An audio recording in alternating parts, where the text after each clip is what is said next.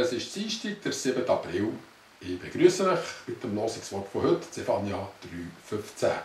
Der Herr, der König Israels, ist bei dir, dass du dich vor keinem Unheil mehr fürchten musst.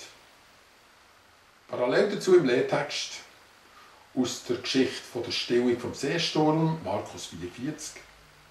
Jesus sprach zu den Jüngern: Was seid ihr so furchtsam? Habt ihr noch keinen Glauben?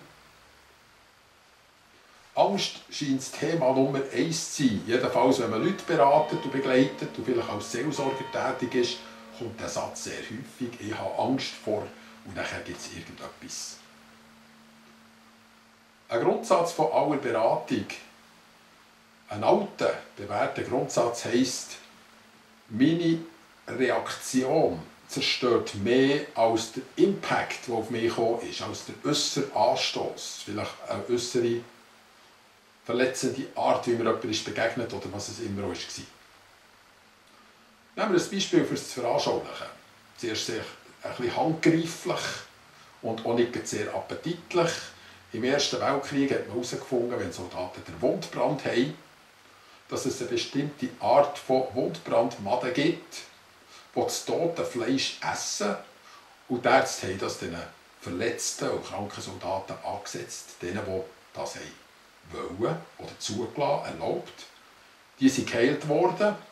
Die anderen, die haben gefunden, das ist doch einfach allzu grusig, ich will nicht bei lebendigem Leib gefressen werden, leider sind sie nachher an Blutvergiftungen gestorben.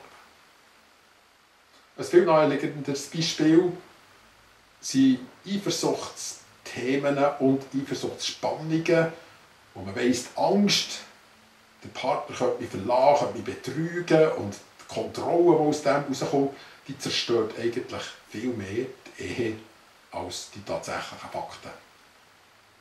Und natürlich ganz gross das Thema, das wir heute haben, generell jetzt in dieser Zeit. Ich glaube auch, dass die Angst vor dem Virus mehr Menschen irgendwie gefährdet, mehr Schaden bringt über die Gesellschaft, über die Wirtschaft, als das Virus das selber kann. Das beste Beispiel ist immer noch das, was wir vor uns haben, in Markus 4 und Parallelstellen. Gott selber in seinem Sohn schlaft im Boot. Aber für die Jünger hat die Welle mehr Macht als Gott. Sie übersehen den schlafenden Meister im Boot. Eigentlich grenzt solche Angst an eine Form von Götzendienst.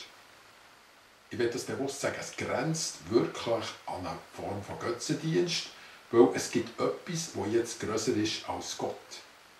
Und immer das, was Gott von seinem obersten Platz verdrängt, fängt schon ein bisschen an, Götzendienst zu sein. Wie man so sehen, der schlafende Gott oder der schlafende Gottessohn im Boot ist immer noch viel stärker als die Jünger, die jetzt in Überlebensmodus eingestiegen sind und durch das übermenschliche Kräfte hatten, um das Boot flott zu erhalten, stärker auch als der Sturm und die Wellen. Jesus geht eben nicht unter. Das hat er ihnen ja gesagt. Er hat ihnen gesagt, wie er wird untergehen. Das ist das Thema dieser Passionszeit. Und jetzt sehen wir ein kleines Beispiel. Was ist eigentlich die Angst in einem Menschen? Am besten kann man es zeigen mit einer Implosion. Es ist eine Flasche mit heißem Wasser gefüllt worden, wieder geleert, und die heiße Luft ist immer noch drin. Das heisst, relativ wenig Luft ist drin. Und das ist genau der Punkt. Wenn wenig Luft drin ist, wenn wenig von Gottes Geist oder von seiner Präsenz in unserem Leben ist, braucht es manchmal eine kalte Dusche und alles fällt in sich zusammen. Jetzt wollen wir doch mal schauen, was mit einer Flasche passiert, die nicht wirklich Luft in sich hat, wie ein Mensch, der nicht wirklich gefüllt ist mit Gottes Gegenwart, und nachher eine kalte Dusche kommt.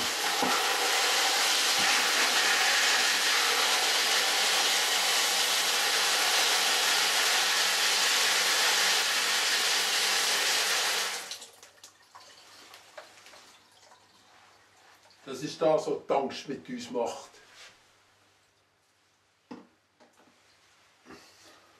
Ihr habt etwa gesehen, was mit Flaschen und auch im übertragenen Sinn Menschen passiert. Weil vielleicht nur viel warme Luft in uns ist, aber nicht wirklich Gottes Präsenz da ist, in uns, um uns, wenn es dann zu einer kalten Dusche kommt. Furcht ist der Glaube, dass Gott nicht da ist. Man kann das eben auch so sagen.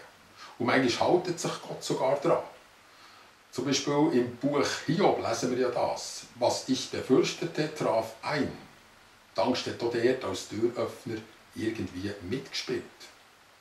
Ich kann mich an eine tragische Geschichte erinnern, in der Kirchgemeinde, wo ich manches Jahr gearbeitet habe, das ist mehr als 20 Jahre her, vielleicht fast 30. Eine Frau hat mir mehrmals gesagt, bei einem Besuch, sie habe nur vor einer Angst, nämlich, dass sie mal verbrennen könnte.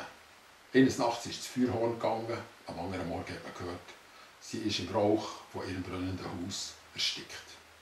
Es ist nicht ganz von der Hand zu weisen, dass die Ängste tatsächlich Türöffner sind und Gott eigentlich ausschliessen, dass er in diesen Bereichen nicht immer, das ist immer seine Ermessenssache, nicht immer unser Wächter ist. Wie können wir die Implosionen verhindern? Der Psalm 23 ist ein gutes Zitat für alle dunklen Täler, was heisst, da fürchte ich mich nicht. Denn du bist bei mir, dein Stecken und Stab trösten mich.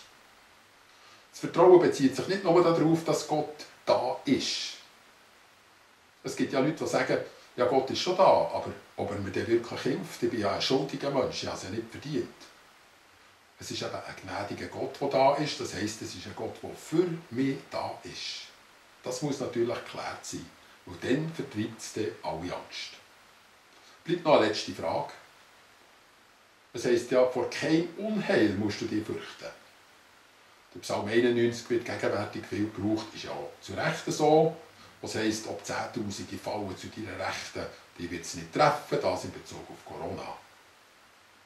Jetzt könnte ja jemand sagen, in diesen Gebieten, wo man Christen verfolgt, wo ein Teil von seiner Familie verloren hat, wegen Glauben, das ist ein zynischer Vers, haltet sich der Gott nicht dran. Die Frage ist eben eher die, wer ist das du, der hier angesprochen ist? Du musst dich nicht fürchten. Sind das wir als Körper? Oder am Ende nicht nur? Wenn es wir sind als Seele in erster Linie, dann verstehen wir gut, was Jesus meint, wenn er sagt, habt nicht Angst vor denen, die den Körper töten, sondern vor dem, der Körper und Seele verderben in der Hölle. Da merkt man also, für den Körper gibt es keine letzte Versicherung. Der ist nicht unbedingt da eingeschlossen. Weitgehend sicher, aber nicht um jeden Preis. Zum Schluss ein Erlebnis.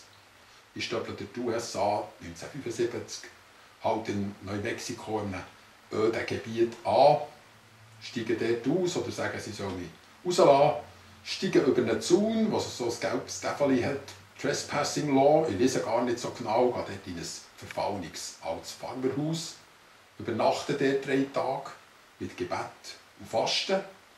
Am 3. Morgen rebelt es vor der Tür, der Farmer kommt rein, der Pistolenlauf schaut mich direkt an, ich schaue direkt rein. Hinter ihm seine Frau, nebenzu 2 grosse Hunde, knurrende. Und seltsamerweise hatte ich keine Angst in diesem Moment. Heute noch kommt mir das ein bisschen gespässig vor, aber plötzlich recke ich hinter in die Hosentasche, nehme meinen Pass raus und zeige ihm den.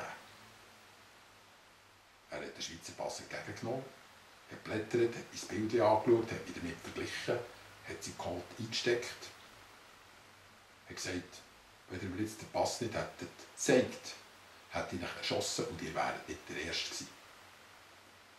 Nachher hat er mich natürlich fortgejagt und ich bin gleich wieder auf der Straße gestanden. Wenn ich es unterwegs jemandem erzählt habe, habe ich immer noch gedacht, er hat doch geblufft.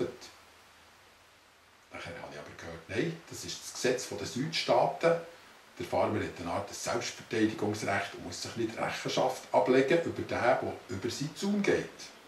Und was er mit dem macht, weil der Sheriff ist einfach zu weit weg.